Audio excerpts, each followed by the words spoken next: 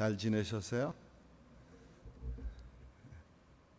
이름이 참 중요한 것 같아요. 그죠? 오늘 기도하신 우리 집사님이 성이 이슬류, 그죠? 이슬류는 아니지만 이슬류, 성숙함이 있으신 것 같아요. 너무 기도의 은혜가 많이 돼가지고 그냥 설교 안 하고 집에 갔으면 좋겠어요. 기도를 받은 은혜를 설교로 깰까 지금 걱정이 돼요. 설교 준비 잘 하라고 마리아 선교사님 잠깐 자리를 비워주셨거든요. 근데 어느 정도의 탄압은 좀 있어야 되나 봐요. 이렇게 쪼이고 뭐 이렇게 하는 게 없으니까 오히려 더 풀어져 가지고 왜 중국집에서 그 밀가루를 반죽을 막 세게 치는지를 좀 알 것 같아요. 그래야 맛있는 면이 나오니까. 오늘 우리가 함께 나눌 말씀은 로마서 1장 14절 말씀입니다. 우리 다 같이 하나님 말씀이니까 우리 서서 받기로 하죠. 한 구절입니다. 다 같이 함께 제가 둘, 셋 하면 함께 봉독하시겠습니다. 하나, 둘, 셋. 헬라인이나 야만인이나 지혜 있는 자나 어리석은 자에게 다 내가 빚진 자라. 앉으시기 바랍니다. 로마서는요, 성경 66권 중에 가장 뛰어난 책이고 로마서 한 권 가지고 조직 신학이 다 나온다고 할 만큼 위대한 책입니다. 성경을 이 반지에 비유한다 그러면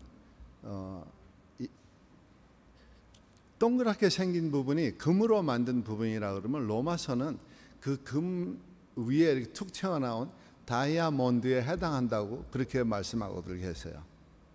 그만큼 로마서는 저희들에게 주는 의미가 굉장히 크고 강하고 또 성도가 살아가는 데 있어서 정말 하나님의 구원으로 인해서 우리의 삶이 이미 천국에서의 삶은 보장되었지만 이 땅에서의 삶을 어떻게 유지하고 나아가야 되는가 하는 부분들을 많이 보여주시고 또 로마서 안에는 하나님에 대해서 예수 그리스도에 대해서 또 인간의 삶에 대해서 교회에 대해서 구원에 대해서 의로움에 대해서 다 보여주고 계시는 책입니다. 오늘은 1장 14절에 제가 오늘 말씀의 주제를 내가 빚진 자라 이렇게 말씀을 정했습니다. 우리는 모두 다 빚진 자 아니겠어요? 크레딧 카드 다 가지고 계시죠? 안 쓰는 분 계신가요? only 캐시만 이렇게 쓰시는 분들인 것 같아요. 어떤 분들은 크레딧 카드를 다 가지고 계신데 크레딧 카드가 빚이잖아요. ATM 데비트 카드라고 그러면 빚은 아니지만 크레딧 카드는 다 빚이고 살면서 어느 시절부턴가 이 크레딧 카드가 플라스틱 카드가 우리가 사용하는 모든 물질의 한 굉장히 큰 포션을 차지하고 있어요. 그것이 없으면 허전하고 집 밖에 문을 나설 때 일단 지갑을 한번 이렇게 보고요. 그 안에 카드가 들어있는가 확인하고 나설 때 마음이 좀 든든하기도 해요. 오늘 사도 바울께서 로마서를 집필하게 된 동기는 크게 두 가지로 신학자들이 얘기하고 있습니다. 하나는 당시 이제 로마가 온 중동이죠. 중동 아시아를 다 점령하고 아프리카 북부 또 유럽과 이 아시아 쪽에를 다 차지하고 있었습니다. 그때 사도 바울께서 전도 여행을 3번을 떠나시고요. 3번을 떠나면서 많은 곳에 교회를 개척하시고 세워놓으시고 후임자들을 세워서 교회를 목양하게 하십니다. 그리고 이분이 늘 로마에 대한 그 간절함이 있었어요. 한번 로마 교회를 방문하기를 원했어요. 왜냐하면 로마는 사도 바울이 교회를 개척하지 않았습니다. 그럼에도 불구하고 교회가 서고 교회가 잘 자란다는 소식을 사도 바울이 들으니까 얼마나 하나님 앞에 감사하고 그 교회가 잘 서기를 바라는 마음에 날마다 기도하고 그 교회를 정말 가기를 소원했어요. 그런데 들려오는 소문이 이제 사도 바울이 3차 전도 여행 중에 고린도에 가서 몇 달을 머무르는데 약 3개월 정도를 머무르는데 소문이 들려오는 거예요. 로마에 있는 교회로부터 들려오기를 로마 교회 안에 그리스도인 교인들과 유대 그리스도교 교인들과 또 이방인 교인들이 함께 신앙생활을 하는데 그 안에 분쟁이 있다. 어떤 분쟁이냐 하니까 율법주의자들의 그리스도인들은 행위로 우리가 이런 일을 해야 되고 우리가 저런 일을 해야 되고 하는 그 행위로 인해서 우리가 구원받을 수 있다 하는 것을 강조하고요. 또 다른 부류는 그렇지 아니하다. 그것을 강조하다 보니까 율법 밖에 있었던 이방인들이 이제 그리스도 안으로 들어온 사람들에게는 컨퓨징이 왔습니다. 좀 헷갈림이 왔어요. 그래서 그거를 확실하게 전해주기 위해서 이제 사도 바울이 로마 방문 전에 편지를 한 통 보냅니다. 그것이 로마서입니다. 그러면서 그 편지 안에 이제 하나님에 대해서, 그리스도에 대해서, 구원에 대해서 여러 가지 신학적인 부분들을 편지를 잘 정리해서 보내고 교회가 분쟁이 사라지기를 소망해서 이 편지를 보내게 됩니다. 그리고 두 번째로는 이제 이분들이 다른 거 다 필요 없어요.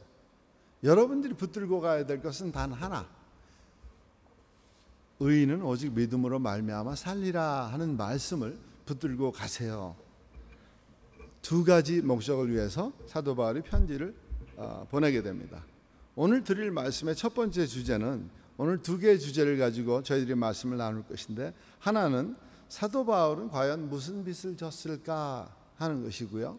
두 번째 주제는 그럼 우리는 어떤 빚을 지고 있으며 그 빚을 어떻게 정리를 해야 될까 하는 부분을 함께 나누기를 소망하는 겁니다. 첫 번째 사도 바울이 가지고 있던 빚은요,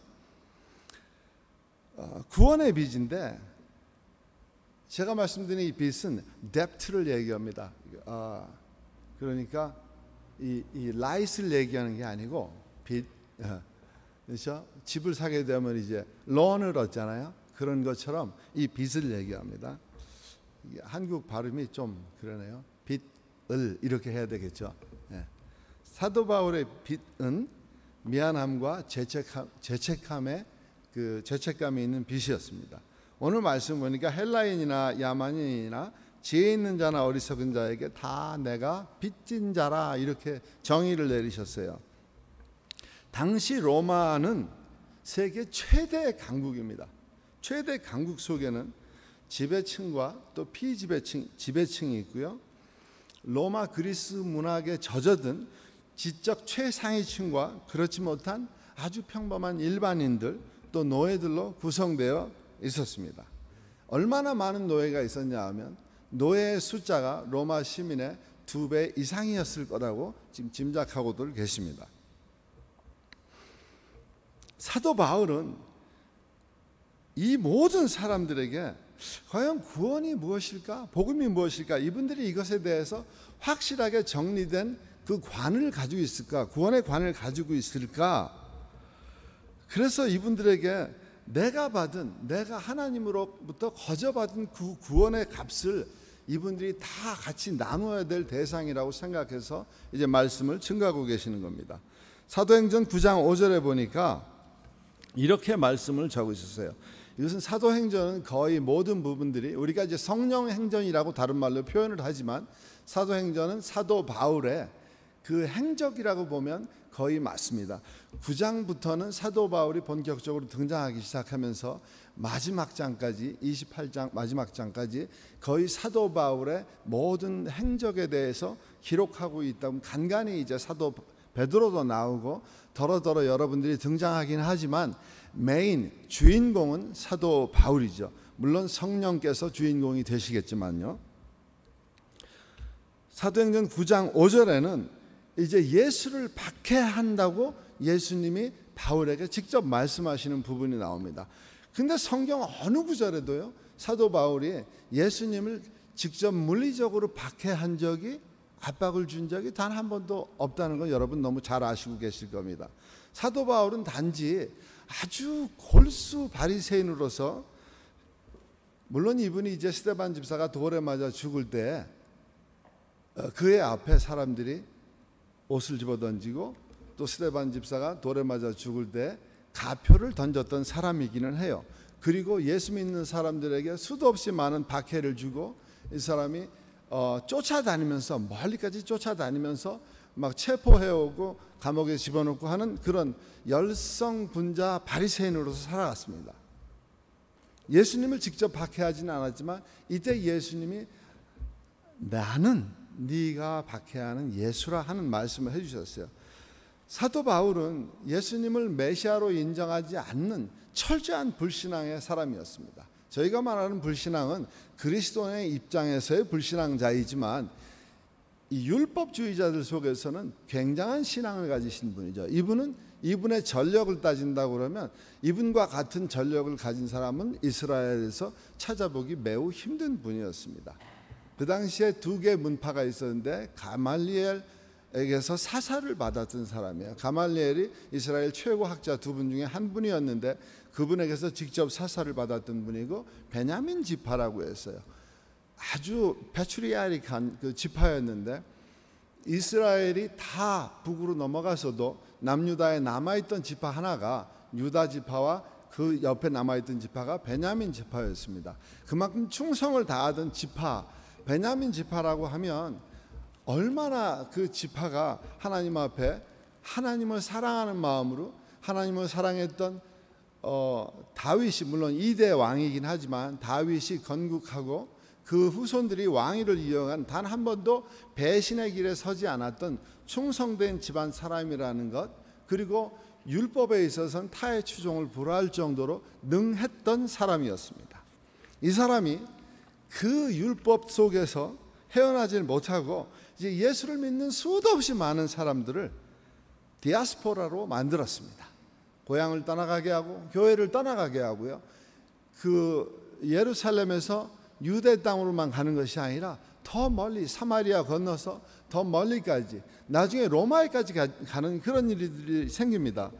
바울은 이제 예수를 믿고 나서 자기가 전도자가 되고 나서 곳곳에 다니면서 보니 많은 회당들이 세워지고 교회가 세워지고 그곳에서 동족 유대인들이 하나님을 찬양하고 찬미하며 예배드리는 모습을 보게 될 때 비로소 이제 그 이전에 자기가 행했던 그 일들이 얼마나 하나님 앞에 부끄러운 일이었고 얼마나 동족 앞에 미안한 일이었고 참 얼굴을 내밀 수 없는 일이었다 하는 것을 놓고 볼 때 바울에게는 이것이 동족들에 대한 빚이라고 말할 수 있겠습니다. 또 다른 하나는 바울에게는 구원받지 못한 영혼들에 대한 그 아픔의 빚이 있습니다. 감사합니다. 여기 에스파뇰로 전혀 번역이 안 돼 있어서 아침에는 저도 이렇게 보는데 참 좋습니다. 좋기는. 로마서 3장 23절에는 이렇게 써 있어요. 로마서는 보석 같은 말씀들이 너무 참 많아요. 곧 예수 그리스도를 믿음으로 말미암아 모든 믿는 자에게 미치는 하나님의 의인이 차별이 없느니라. 모든 사람이 죄를 범하였음에 하나님의 영광에 이르지 못하더니, 이렇게 로마서 3장 23절에 말씀하고 계세요. 복음을 들어보지 못한 사람들, 복음을 전해주는 사람이 없어서 하나님을 알 수 없었던 사람들이 이 세상에는 존재합니다. 아직도 이 시대에도 복음을 듣기는 들었는데 복음이 무엇인지 모르는 영혼들이 너무 많다는 거예요. 제가 이제 지금 공부하는 중에 다문화 상담이라는 과목이 있습니다. 이 과목을 공부하는 중에 과테말라를 조금 공부를 하게 되었어요. 그게 저에게는 연구 과제로 떨어져서 그것을 공부하면서 과테말라에 있는 한인에 대해서 알아보는 경향이 있었습니다. 노용석이라고 하는 부산대학교 교수가 있습니다. 이분이 과테말라에 대해서 굉장히 아주 심도 있게 깊게 글을 썼어요. 그래서 그 논문을 보면서 조금 이해하게 됐습니다. 이미 한때는 여기에 2만여 명의 한인들이 존재하고 있었고 어떻게 상권이 형성됐었고 교민의 분포도가 어떤 모양으로 되어 있었고, 이분이 말씀하시는 건 자랑거리 중에, 이곳 한인들의 자랑거리 중에 하나는 상점이 많다는 거, 한인 상점이 많다는 거, 큰 자랑, 그게 굉장한 자랑이시고, 또 하나는 부인이 옆에 없어도 한국 음식을 실컷 먹을 수 있도록 식당이 골고루 여러 개의 식당들이 있다는 걸 자랑거리로 한인들이 삼는다고 얘기하더라고요. 저도 파송교회에 그렇게 자랑했습니다. 여기 IT하고는 완전 달라요. IT는 한인 식당도 없고 한인 상점도 없는데 여기 오니까 제가 30여 년을 살았던 필라델피아보다 더 많아요. 한인 식당도 더 많고 한인 상점도 더 많습니다. 그런데 최근에 와서 이제 그분이 2016년도에 이 글이 이제 마감이 된 것을 제가 봤어요. 그리고 거기에 마지막에 어떻게 정리가 되어 있냐 하면 과테말라 현재 남아있는 한인의 숫자는 대사관에 등록되어 있는, 그러니까 재미교포는 거기 포함이 안 되겠죠. 등록되어 있지 않으니까. 그 재미교포는 사실 많지 않고 거의 다 대부분의 분들이 한인 해외 동포 분들인 거예요. 과테말라 교포들이신 거죠. 4,000명이 조금 넘는 숫자가 있다고 하시더라고요. 그래서 그렇구나. 4,000명이면 숫자가 많은 것 같지는 않았어요. 그런데 4,000명은 굉장한 숫자가 되겠더라고요. 왜냐하면 교회가 10개 교회가 채 안 되는데 10개 교회 교인들 다 합치면 1,000명이 될까요? 아직 교회 밖에 계신 분들이 3,000명이나 있어요. 예수를 알았었으나 지금은 예수 곁에 없는 분들이에요. 확실하죠, 그죠? 교회 밖에 있으니까. 물론 교회 관으로 치면 그렇게 몰고 간다 그러면 우리가 캐톨릭하고 별반 다를 거는 없게 돼요. 캐톨릭은 구원은 교회 안에만 있다고 얘기하니까. 근데 우리는 복음 전도에 관한 얘기를 하고 싶은 거죠, 지금 이 시간은. 그래서 우리가 복음을 전하지 않는 것, 그게 우리에겐 죄가 되는 거예요. 그게 우리에겐 빚인 거예요. 우리가 거저받은 복음에 대한 빚인 거예요. 밖에 있는 분들에 대해서. 구원에 대한 확실한 믿음을 갖고 이제 3차 전도여행까지 가고 로마로 향하고 싶어하는 발걸음을 가지고 있던 바울에게는 이것보다 더 큰 안타까운 마음의 빚은 없었다고 볼 수 있는 것입니다. 세 번째는 하나님 사랑에 대한 확실함이 없는, 확실한 신뢰가 없는 그런 것에 대한 빚입니다. 로마서 8장 38절에서 39절 말씀입니다. 제가 봉독해 드릴게요. 내가 확신하노니 사망이나 생명이나 천사들이나 권세자들이나 현재일이나 장래일이나 능력이나 높음이나 깊음이나 다른 어떤 피조물이라도 우리를 우리 주 그리스도 예수 안에 있는 하나님의 사랑에서 끊을 수 없으리라.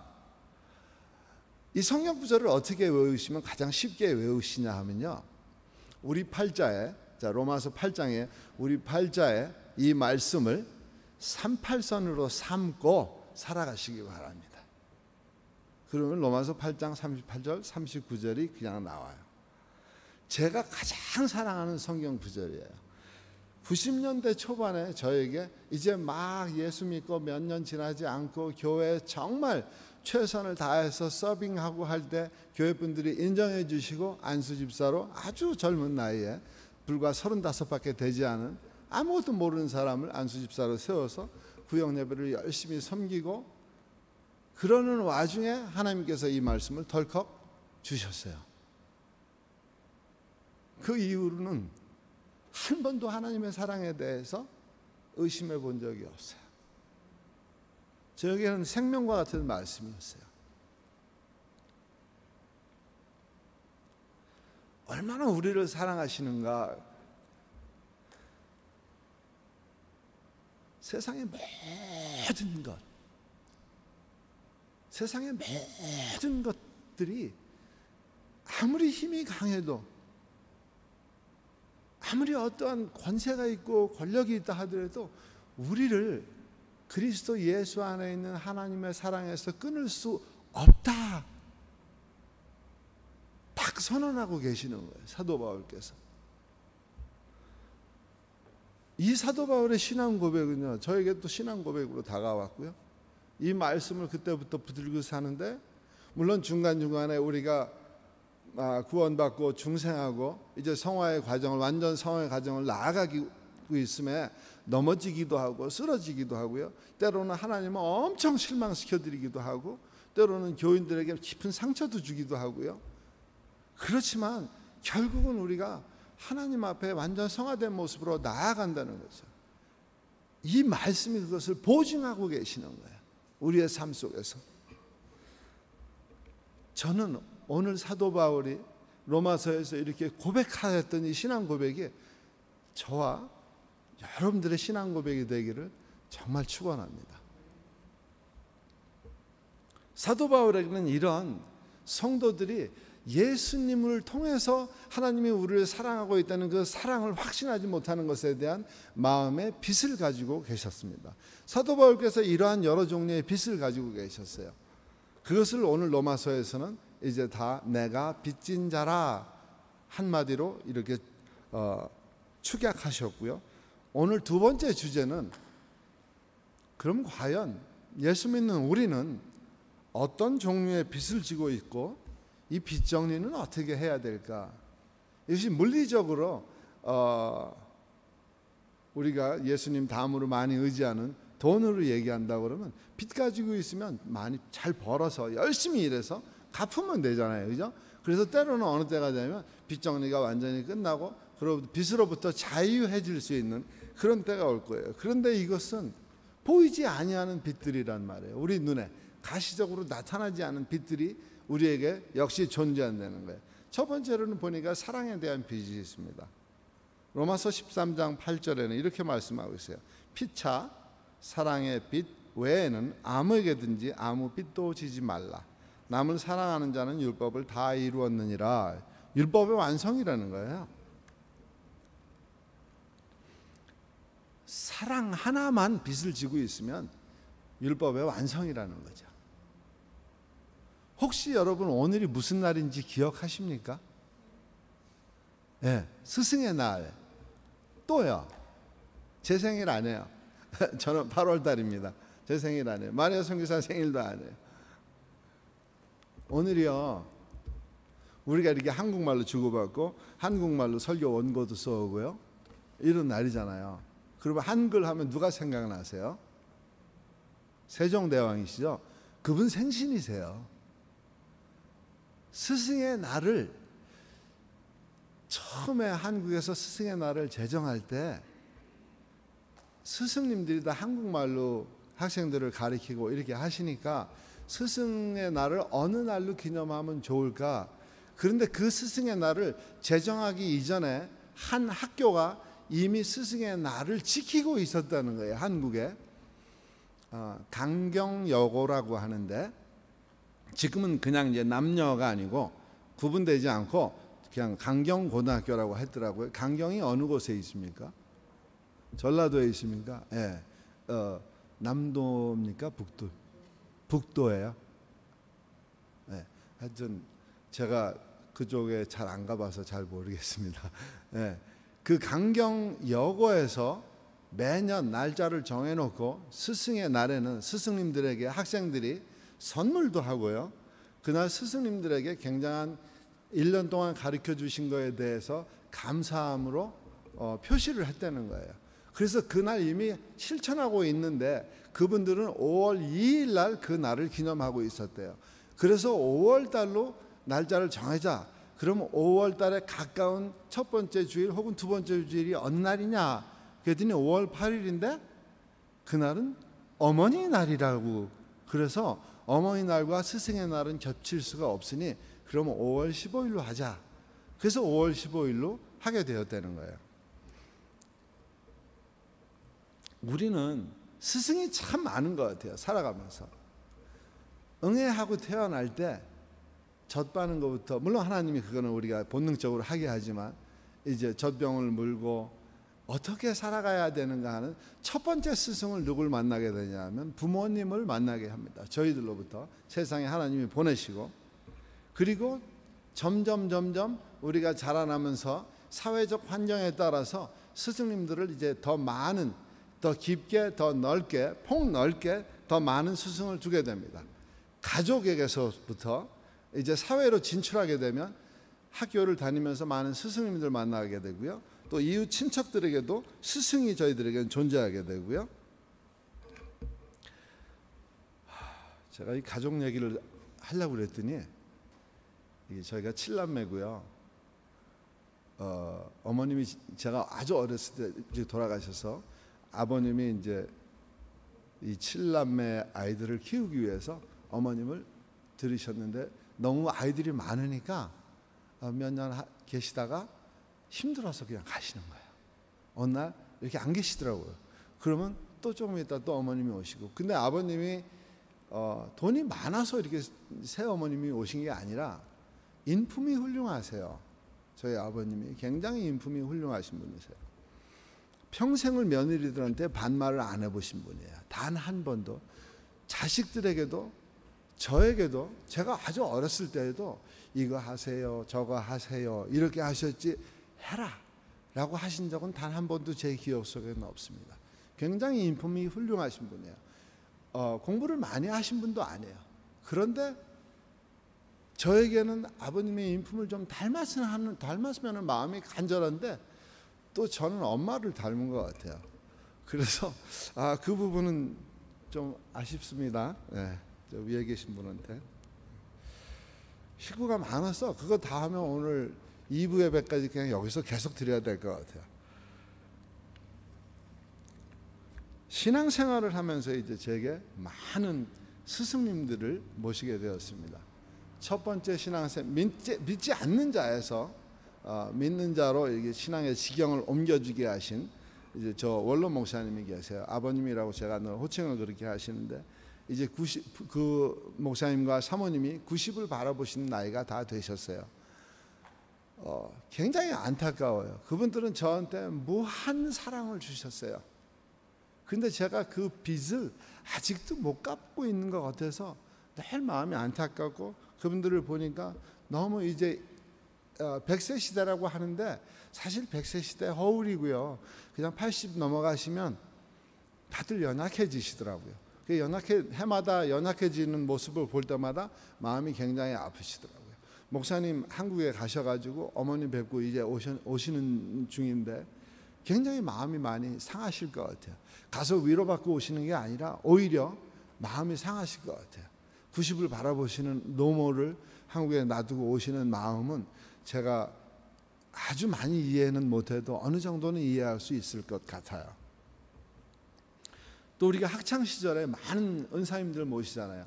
저는 이제 한국에서 자랐으니까 유치원 같은 건 몰랐어요. 유아원 같은 거는 꿈도 못 꿔보고요. 그래서 초등학교부터 그때는 국민학교라고 그랬어요. 초등학교부터 시작해서 이제 쭉 은사님들을 계속 만나게 되죠. 많은 은사님들을. 그 중에서도 기억나는 은사님들은 몇 분은 있어요. 각자가 가지고 있는 특색이 있었고 각자가 저에게 주는 어떤 그 인사이트가 좀 있었어요. 영감이라고 하는 것들이 조금씩은 있었어요. 그리고 이제 신앙생활하면서 본격적으로 하나님께서 제게 아주 귀한 스승님들을 붙여주시는 거예요.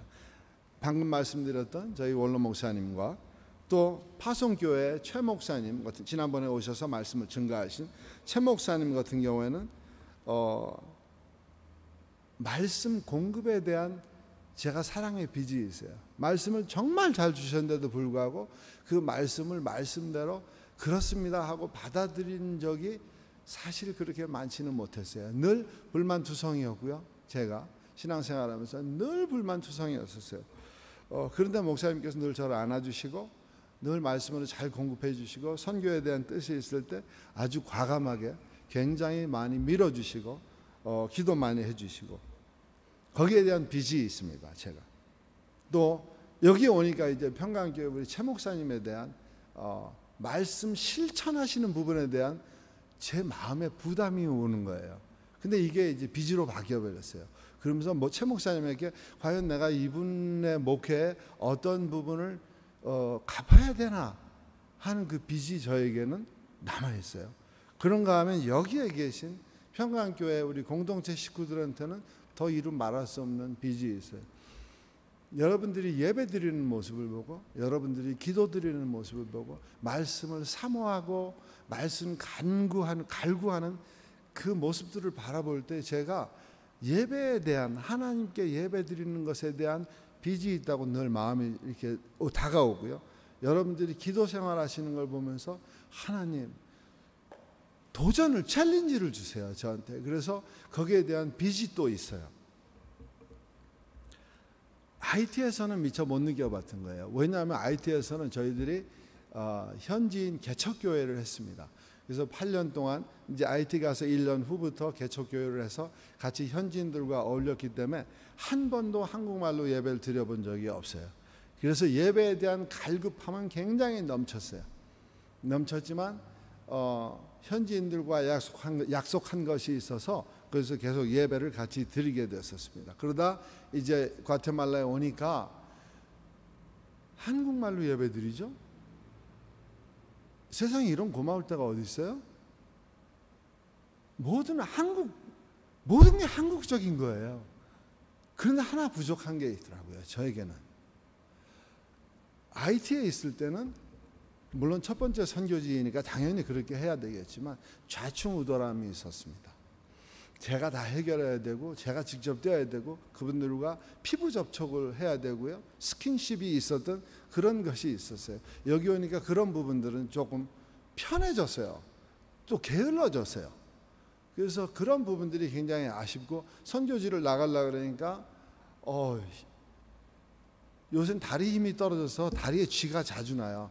5시간 운전을 하다가 보면 다리에 쥐가 나서 중간에 차를 세워서 막 다리를 주무르고 가기도 하고 이렇게 하는데, 좀 그런 힘든 과정도 좀 있기는 해요. 늘 선교지에 대한 마음은 항상 거기 가 있는데도 불구하고 자주 가보지 못하는 그런 부담, 그런 빚이 저한테는 또 있습니다. 로마가 기독교도들로 인해서 무너지게 됩니다.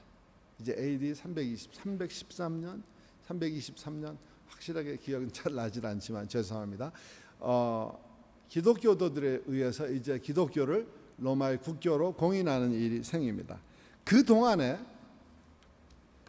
그 300년 세월 동안에 로마가 기독교인들을 얼마나 박해했는가에 대해서는 여러분들은 이미 잘 알고 계실 거예요. 맹수의 밥이 되기도 하고요, 검투사가 되어서 서로 동족이 동족에 칼로 찔러 죽이는 이러한 일도 있고요, 십자가에 못 박혀 죽기도 하고요, 화형당하기도 하고, 노예가 되고 광산에 끌려가기도 하고, 십자가를 앞에 놓고 십자가를 밟는 배교의식을 행하는 것을 강요당하기도 했고요, 더러는 로마에 있는 카타콤이라고 하는 지하 동굴에 내려가서 생명을 부지했어야 됐고요, 또 터키에 있는 가파도기아냐라고 하는 그 바위 동굴 속에 숨어서 신앙생활을 해야 됐던 그런 어려움들이 있었습니다. 이러한 로마 교인들의 끝없는 숭고한 희생에 대한 사랑의 빛을 우리가 지금 이어받고 여기에서 신앙생활 잘할 수 있는 거예요. 왜냐하면 유럽에 로마의 복음이 들어가면서 유럽의 복음이 확산되고, 그 복음이 아메리카 대륙으로 넘어갔고, 아메리카 대륙에서 이제 서쪽으로 서진하면서 한국 땅에 들어왔고, 이것이 계속 서진하고 어느 때가 되면 Back to the Jerusalem에서 예루살렘에 복음이 꽃을 피우게 될 때 예수님이 다시 오게 된다고 모든 신학자들은 이구동성으로 말하고 있습니다. 우리는 과연 그 사랑의 빛에서 제외된 사람인가? 아니라는 거죠. 그럼 우리가 있는 이 현장에서, 우리가 살고 있는 과테말라에서 우리가 갚아야 될 사랑의 빛은 제가 여기서 구체하게 설명하지 않아도, 구체하게 말씀드리지 않아도 여러분들이 너무 잘 아시리라고 믿습니다. 사실 복음 전도하는 것처럼 힘든 일은 없어요. 더군다나 생판 모르는 사람들한테 복음 전하는 건 굉장히 어려운 일이고, 또 아는 분들에게는 망설임이 있어요. 이 사람 혹시 교회 다니지는 않을까? 이 사람 이미 예수를 안다고 그렇게 말하지 않을까 하는 망설임이 저희들에게 있어요. 그래서 복음 전도하는 것은 사실 해보지 않은 사람들에게 미지의 지경이니까 굉장히 어렵고요, 이미 해본 사람들이라도 이게 얼마나 어려운가는 우리가 이미 능히 알고 있습니다. 어쩌면 저는 여러분들보다 더 행복한 사람일지 몰라요. 왜냐하면 이미 선교지가 주어졌고요, 제가 해야 되는 일은 나가서 복음 증거하고 전도하는 일인데, 그것이 이미 그렇게 뛰어놀 수 있는 발판을 선임 선교사이신 변홍근 목사님께서 이미 만들어 놓으셨어요. 그래서 저는 그 위에서 뛰어놀기만 하면 되는 거예요. 그러니 얼마나 제가 행복한 사람인가. 여러분들에 비해서 너무 행복한 사람들인 거예요. 이제 마지막으로 한 가지, 동역자에 대한 배려의 빛입니다. 사도 바울이요, 그 고린도 교회에 이제 분쟁이 난 사실이 있었습니다. 서로 당파를 막 파당을 짓는 거예요. 나는 아볼로파고, 여기는 예수파고, 여기는 바울파고 하는 막 그런 말들이 들으니까 이분이 고린도전서를 쓰면서 그 편지에 이렇게 썼어요. 나는 심었고 아볼로는 물을 주었고 하나님은 자라나게 하셨고, 그러니 심는 이나 물 주는 이는 아무것도 아니고 오직 자라나게 하시는 하나님뿐이다. 세상에 은사가 없는 분은 단 한 분도 안 계실 겁니다. 나는 정말 하나님 주신 게 하나도 없어. 그거는 생판 거짓말이고요. 어떠한 은사도 주셨어요. 로마서 12장과 또 고린도전서 12장은요 우리에게 주신 은사에 대해서 말씀하고 계세요. 로마서 12장에서는 믿는 자들에 대한 은사라고 본다고 그러면, 고린도전서 12장에는 믿는 자와 안 믿는 자에게도 주는 동일한 은사를 또 표현하고 있는 부분들이 덜어 있습니다. 그거에 대한 차이가 조금은 있어요. 그런데 두 개의 12장에서는 확실하게 하나님이 모든 사람에게는 이 중에 안 걸리는 은사가 단 한 개도 없는 거예요. 어떤 은사든지 주셨다는 거예요. 그 은사를 우리는 다 이미 받았다는 거예요. 교회 안에서는 공동체 식구들이 동일한 은사를 우리가 받을 필요는 없어요. 다른 사람이 가지고 계신 은사를 내가 그것을 사모하거나 이럴 수는 있겠지만, 하나님 내게도 저 은사를 주세요 하고 조를 필요는 없다는 거예요. 왜? 나는 저분이 갖지 아니한 다른 은사가 분명하게 있기 때문인 것입니다. 물론 고린도전서 13장에 말씀하시는 사랑의 은사는 모든 사람들이 흠모해야 되고 반드시 지녀야 될 은사임에는 틀림이 없습니다. 자, 우리는 공동체 식구들은요, 주 안에서 우리가 서로를 배려하고 아끼고 돌봐야 할 영원한 동역자라는 사실에는 전혀 변함이 없습니다. 여러분들은 그저 우리가 공동체 안에서 그저 권사님으로, 집사님으로, 또 목사님으로 이렇게 있는 것이 아니라 우리는 영원한 동역자라는 거예요. 우리가 하나님 앞에 서는 그날까지 이 땅에서는 서로가 서로를 아껴야 되는 존재이면 확실하고요, 서로를 확실하게 돌봐야 되는 존재이면 틀림없다는 동역자라는 것입니다. 하나님께서는 우리 평강교회에게 우리 모두가 우리 서로가만의 동역자가 아닌 하나님과 동역자라는 사실이에요. 그 사실을 믿기를 바라시고요, 또 그러한 은혜를 우리에게 하나님이 사랑으로 허락해 주셨어요. 아직 이 땅에 남아있는 그 많은 예수 바깥에 있는, 교회 바깥이 아니라 예수 밖에 있는 3,000명의 우리 교포들을 위해서 기도하고, 또 만날 때마다 예수 믿으세요 라고 한마디 복음 전도할 수 있는 저와 여러분이 되시기를 축원합니다. 기도하겠습니다. 아버지 고맙습니다. 감사합니다. 부족한 입술로 부족한 마음으로 말씀을 증거했습니다. 하나님, 우리가 이 말씀을 받고 전했지만 하나님 원치 아니하시는 말씀들은 우리의 머릿속에서 다 지워주시고 기억조차 하지 못하도록 은혜 허락해 주시기를 소망합니다.